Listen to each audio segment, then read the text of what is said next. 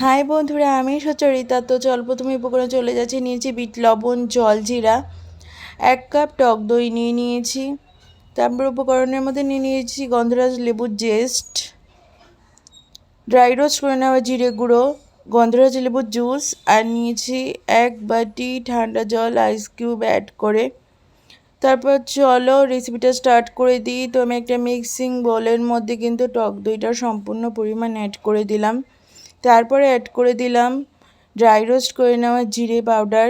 তো এখানে গোটা জিরে কিন্তু খালি করে ড্রাই করে কিন্তু আমি ইউজ করছি। তারপর দেখতে পাচ্ছ গন্ধরাজ লেবুর জেস্ট ইউজ করছি, মানে গন্ধরাজ লেবুর খোসাটাকে কিন্তু ঘষে ইউজ করলাম।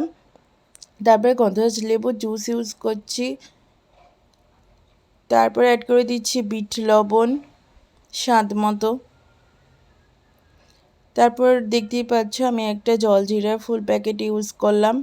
দেন আমি ভালো করে মিক্স করে নিচ্ছি। তো আজ আমি তোমাদের সঙ্গে শেয়ার করছি এই গরমের মধ্যে তৃপ্তিদায়ক গন্ধরাজ ঘোলের রেসিপি।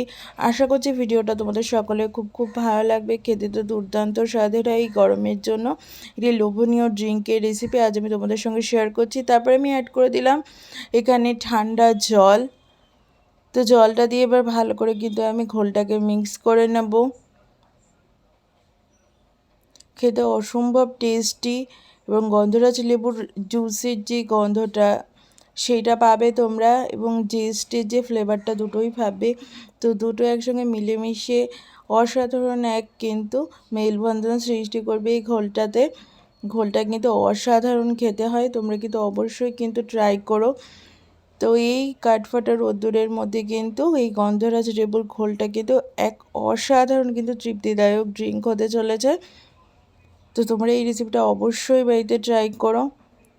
আর বাড়িতে যখন গেস্ট আসছে তখন চা কফির বদলে কিন্তু অবশ্যই কিন্তু ঘোলটাকে ট্রাই করতে পারো, দারুণ লাগবে খেতে। তো এবার দেখতেই পাচ্ছ আমি কিন্তু ঘোলটাকে তৈরি করে নিয়েছি। এবার কি করলাম, আমি কিন্তু গ্লাসের মধ্যে ঘোলটাকে এবার সার্ভ করে দিচ্ছি। অসম্ভব সুন্দর একটা মিষ্টি গন্ধ এবং স্বাদও অতুলনীয়। এই রেসিপিটা অবশ্যই কিন্তু ট্রাই করো। তারপর দেখতেই পাচ্ছ কিছুটা আমি আইস এখানে থেতলি ইউজ করে দিলাম, ক্রাশ করে নেওয়া আইস ইউজ করছি। তারপরে আমি অ্যাড করে দিচ্ছি এখানে লেমন জেস্ট। তারপর একটু বিট লবণ অ্যাড করে দিলাম। সম্পূর্ণটাই কিন্তু গার্নিশিংয়ের জন্য ইউজ করছি, তাতে করে দেখতে কতটা সুন্দর লাগে এবং গন্ধটাও কিন্তু খুবই ভালো আসে। তারপর একটু জিরা পাউডার ইউজ করে দিয়েছি। আমি কিন্তু এখানে ড্রাই রোস্ট করে নেওয়া জিরা পাউডার ইউজ করছি। নর্মাল জিরা পাউডার কিন্তু একদমই ইউজ করবে না, তাতে করে কিন্তু ফ্লেভারটা পুরো নষ্ট হয়ে যাবে। তারপর আরেকটু আইস আমি ক্রাশ করে নিয়েছিলাম, সেটাকে অ্যাড করে দিলাম।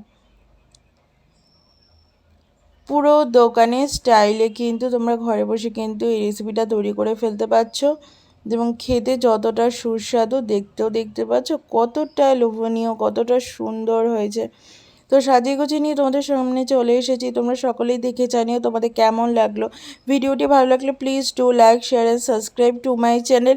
তোমাদের সঙ্গে আবারও কোনো দিন কোনো নিত্য নতুন রেসিপি নিয়ে হাজির হয়ে যাব। ততক্ষণের জন্য ভালো থেকো, সুস্থ থাকো। আজকের মতো এই পর্যন্ত, টাটা।